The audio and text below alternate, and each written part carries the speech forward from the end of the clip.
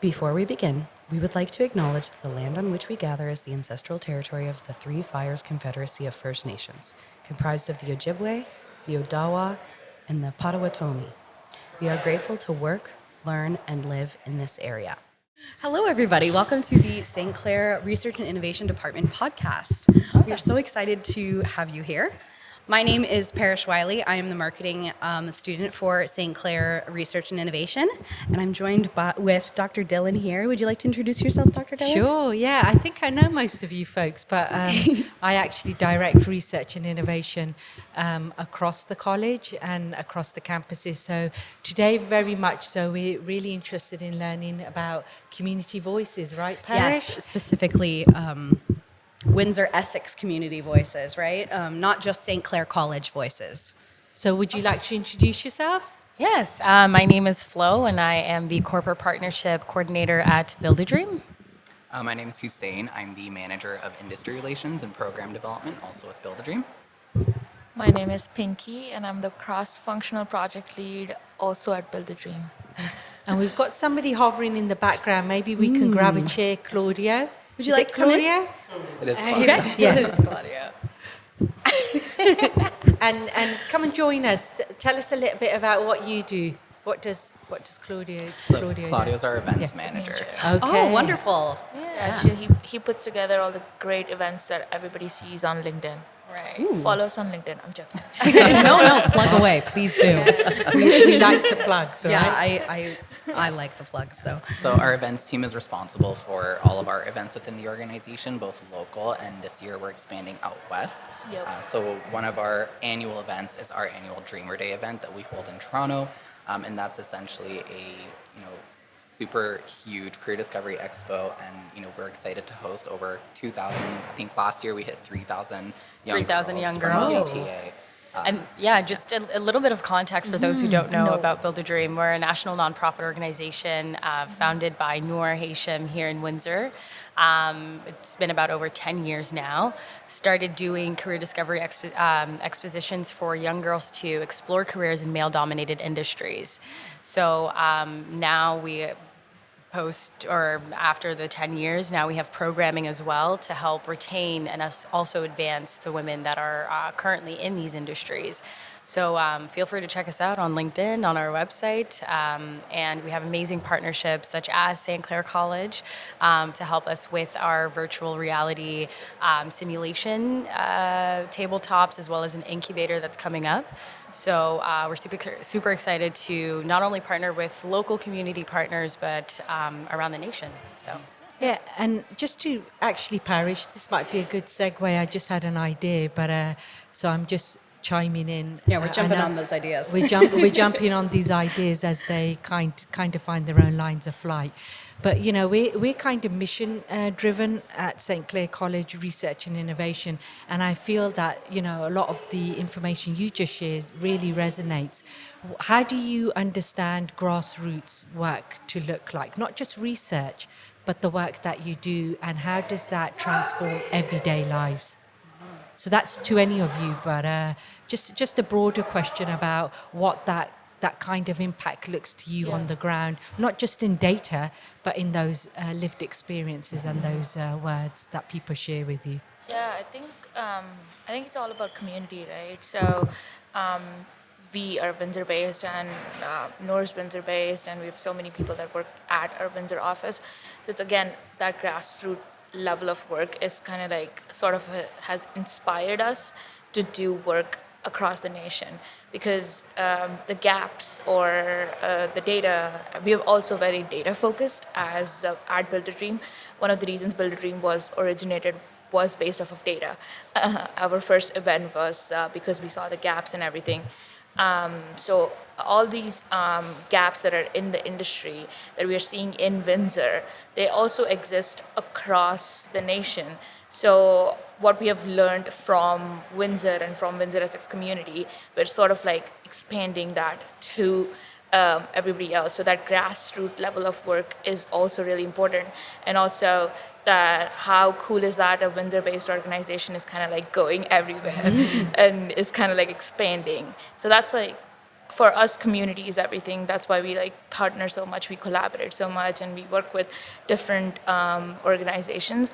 And wherever we go, we are always proud of saying we are a Windsor-based organization. Oh, yeah. Yeah, and just to add on to that a little bit, I think when we talk about equity and inclusion, especially within like contemporary society, there's so much stigma now surrounding EDI as a concept. And I think us being able to approach the work that we do, the events that we plan, and the initiatives that we sort of run in the community and beyond are a testament to the action-based initiatives that should be taking place rather than just word of mouth. I think even looking like at Build a Dream just in terms of its roots, right? Kind of like what Pinky said, it started in Windsor, but the growth of the organization over these last 10 years has allowed us to expand into areas where there are these gaps and where the voices have been silenced, and we're giving them those credible experiences are finally taking center stage, and they're able to share them through our panel discussions, through our speaker talks, through our events. So I think a lot has been done, and there's a lot of work that still needs to be done. And the trajectory of Build a Dream as an organization has allowed us to address these issues as they've kind of come up. Yeah. Yeah, and I really like that segment around equity, diversity, and inclusion. And often what we do is we kind of throw these labels out. We kind of look at affirmative action, and we look at these processes and these systems where we employ EDI, but when we live it and we understand it and we live in the trenches, it is second nature to us. And that's something that we find at Research and Innovation. So I really appreciate you sharing that. And then when we think about collaboration, often they're also buzzwords. Can you break down what collaboration means to you in your everyday work? Yeah, no. So, for example, our career discovery expositions, we partner with local school boards so that they provide us the students, the young girls that are part of the Ontario Youth Apprenticeship Program. And then in that, we collaborate with industry partners within that local region to be able to promote the career opportunities for these young girls and promote how inclusive their workforce is, just because these young girls do need that representation. And then in that event as well is our Dreammaker panel, where we invite leaders that are in that industry. We have 5 pillars that we focus, which is skilled trades, STEAM, entrepreneurship, emergency response, and leadership. So all of that is a huge collaboration. We all, talk amongst each other to make that event possible for the young girls that attend this event. And how do you go about inspiring the next generation? And often, we work in an intergenerational team at St. Clair College Research Innovation, and it's really amplifying that social media, but being cautious that you don't want to overextend your reach through socials, right? So how are you getting to these young people other than those standard, structured educational systems that we belong to, right? How are you getting your voices across to these young people? We believe like you cannot be who you cannot see. So even with our career discovery expos, that's where we like invite a bunch of different companies. For us, collaboration is more like, at least for us, is like more action based, and collaboration is action based, and collaboration is innovative. That's what collaboration kind of like means to us. So we want young girls from grade 7 to grade 12 to come to our career discovery expos and see what it's like to be a mason, see what it's like to be a heavy machine, a welder, a heavy machine operator, or a software developer. Talk to different companies, learn, because even if you start like networking, like your network is your net worth. So even when they go and talk to like different companies, we also invite parents to this, because parents are again the driving force of making those decisions.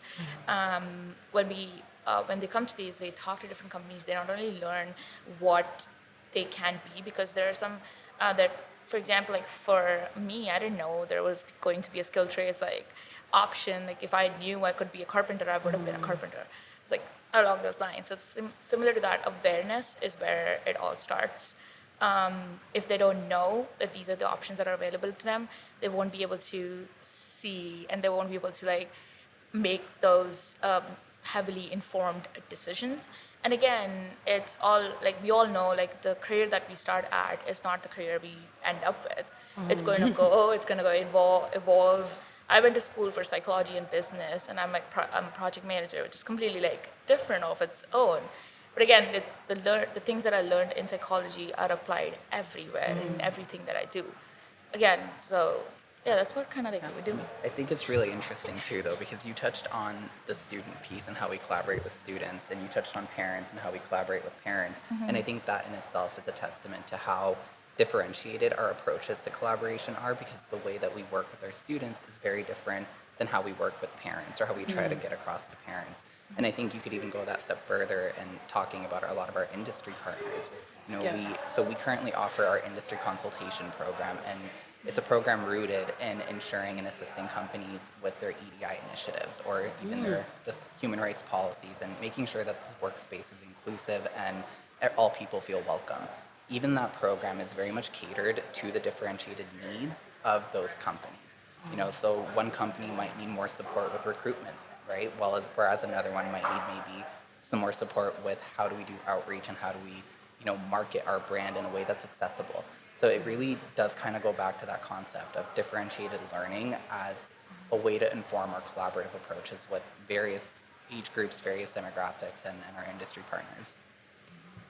That's wonderful. Before we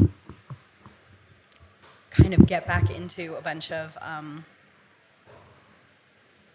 so sorry. My brain just stopped working there. What I want to ask you is, what's something you don't get to talk about that often? Something that you're really excited about your work, or maybe some past projects that you've done that you don't really get to speak about a lot about.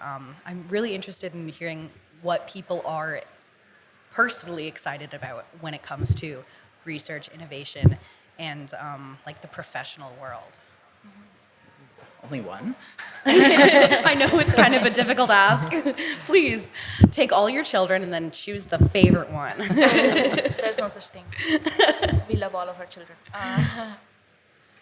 I mean, can I talk about something that we're currently planning that isn't fully kind of fleshed out yet? Yes, of course. If you're excited about it. Absolutely. I think I am really looking forward to. So there is a community program that we are currently working with a few of our partners in the area, and it's very much rooted in youth involvement as well as entrepreneurship and leadership.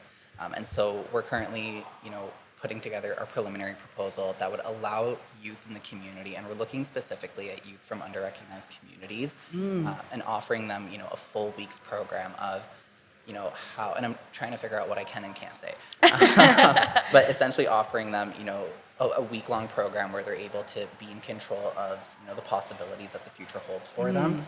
And whether that's an entrepreneurial lens or a STEM lens or, you know, a project development lens or a service, whatever they would like to do, or whatever they envision doing, we want to be the kind of we will be there with them on site and supporting them in the development of, let's say, a product that they would like to create. Or, you know, designing creative strategies to, you know, market a service.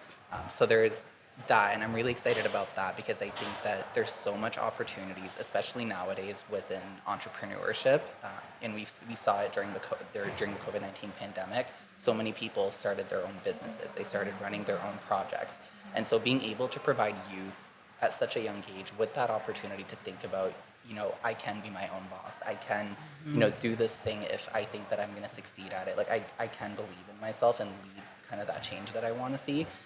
That's a program that we're kind of in the midst of, and we're hoping to pilot it by the end of the summer, but stay tuned. Wow. Go ahead. Any other thoughts? And then I've got one closing question. Lovely. Speaking of innovation and research, something that's actually coming sooner down the pipeline than this program, which we're excited of all of our children. Okay, so we have essentially a hub that we are releasing really soon. Actually, this Monday. So we're releasing that. It's like a resources and research hub for people to go on, research resources, but not only that, but also build a sort of community together. So think about like Discord or something, but make it more professional. So you can like go and ask like mentors these questions. You can connect with other women in trades. You can connect with other women in business, other women in tech, and gender diverse people as well. So you can connect with people who might have similar experiences as you, and that way your user experience on this hub is more friendly, and it's also more like personalized and customized to you. So it's actually launching this Monday, but I won't say the name or anything unless it's launched. But yeah, stay tuned. Follow us on our socials for that. One thing I'm super excited about is this recruitment event that we are taking not only across the province but also Western Canada, so Vancouver and Edmonton. It's a dynamic recruitment, high energy. There's 3 different components. There's going to be a trade show. There's going to be a clinic where the job seekers, individuals, apprentices, whoever's interested in attending can also go to that clinic and get resume feedback.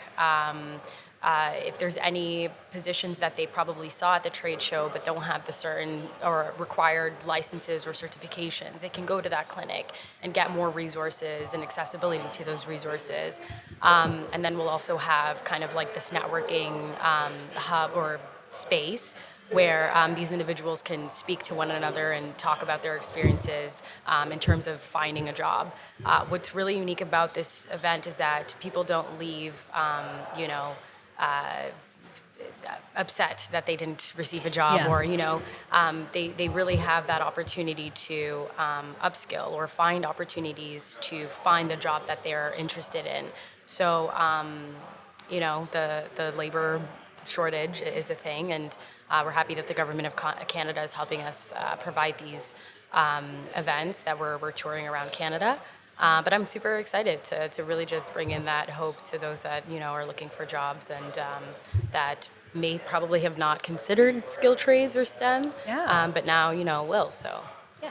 That's amazing. Yeah, and just to build on Canada Strong and this new way of thinking of identity and how one identifies as being Canadian or Windsorites, and then the segments of education to employment, but then employing those elements of youth voice and where we find them and how we navigate these different ways of understanding that they understand information. Right. So, as a group, as a collective, because we're mission driven, you're mission driven, how can we come together to really amplify not just the work that we're doing collectively in Windsor, but to start this movement of people really taking control of and understanding others' lived experience, but within that, being able to kind of understand, empathize, and then live that embodied experience. Right, and I think that when we think about, equity, diversity, inclusion, and we're working in the trenches, we understand those trenches. It's natural for us to use a certain vocabulary, which then resonates with other folks. So, in all that, so what kind of platforms can we build that are not out there yet to amplify youth voice? And I think you mentioned a little bit about Discord and that hub sounds amazing. Like a social media for like STEM brains. Exactly. I know, like LinkedIn, only more interactive. Yes, kind of like that. Yeah, and make it more friendly and user focused, customized. Yeah. And you can also go on there and find like resources and stuff. Find all of these people that might have similar experiences as you. So that's our goal with that. Yeah, that sounds incredible. Like an incredible collaboration opportunity. Absolutely. And is there any other way that we could visually represent the story of the youth that live in our communities and those trajectories, those learning opportunities, those experiences that happening where they pick up information not just from their educational institutes but those community experiences? How are we harnessing those youth voices? Or can we? That's a broader question, and maybe that's an ongoing question. But I want to maybe gather some of your insights. I mean, I think the first thing that comes to mind, I guess, in terms of just exposing youth to different opportunities and encouraging them to be in a space where their curiosity is encouraged is our career discovery expos. Yeah. Those are very much rooted in through a lens of experiential learning and immersive technology. And a lot of our exhibitors, typically, one of the things that we recommend is that they bring some sort of hands-on activity for students to engage with. I have an education background, so for me, it's all about the different ways of learning too, right? The manipulatives. Right? So some students are very kinesthetic and hands-on learners. Other students are very much, give me a book and I'll read about this myself, and then that'll spark my curiosity. So we do try to, I think, engage with a lot of different ways of learning so that it's received better by students based on however they learn best. In terms of amplifying voices, we also, part of our Dreammaker panel, we invite an Ontario Youth Apprenticeship Program student to talk about their experience, to talk about what interested them in joining that program and what they can essentially give out as inspiration to the students that will be present at the event. So that's another platform that, we try and provide for the students that, can inspire the other students to join the OYAP program. That's great. And so as we close, is there anything else that you'd like to share? And then, Anything you want to plug? yes. We're plugged enough. I mean, I think just to echo Flo's sentiment about our Your Hired roadshows. So, like she said, we are going to be all over Canada. So we are heading out west to Vancouver and Edmonton.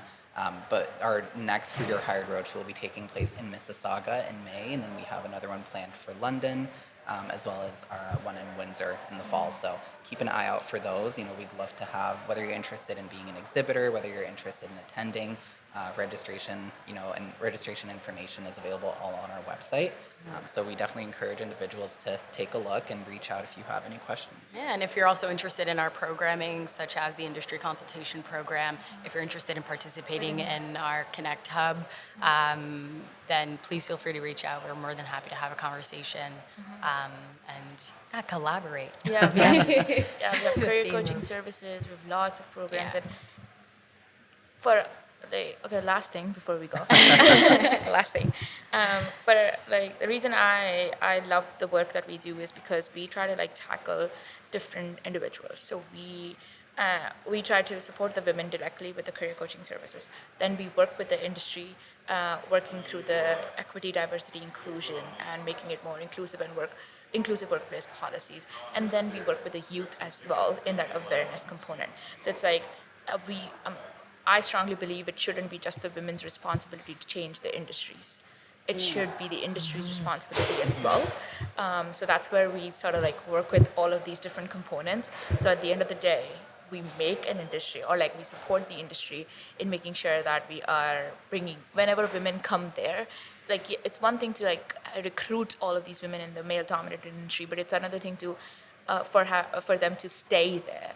So again, recruitment, retention, awareness. So that's why I love the work we do, because we have tackling different demographics at different levels and meeting people where they're at. That's my last. I love that, meeting people where they're at. Yeah, I feel like that's really important. You can't bring a horse to water, right? Can't change an industry that doesn't want to change itself. That sounds amazing. You guys are doing some wonderful work and putting those steps in. I'm actually very jealous. And we'll have to have you back in next time, that right? would be Into the We'd office love to. Yes. when we're not on the road show with our podcast. But this is really cool. This is very We've been doing I love this this. for the best part of a year now, and we have different voices. So we have a couple on our student hangout, but this is kind of a compilation that we're putting together. We had some from the open house last week. And then we've got some folks from community, and we've got industry as well. So what we do with this information is really listen to it and then think about how it informs our practice. But at the same breath, it gives us some ideas of what's going out in the community.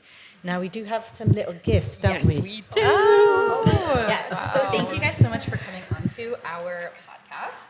So I have these wonderfully 3D printed podcast medallions. Lovely. There is some circular ones, or if you go underneath, there's some oblong Oh, wow. I'm gonna take And my they mic. each say research podcast on them, so you'll always remember your wonderful time here. We were here. Oh my God. Claudio, you all. Thank you. And so we'll give one to Claudia. Yeah. Yes.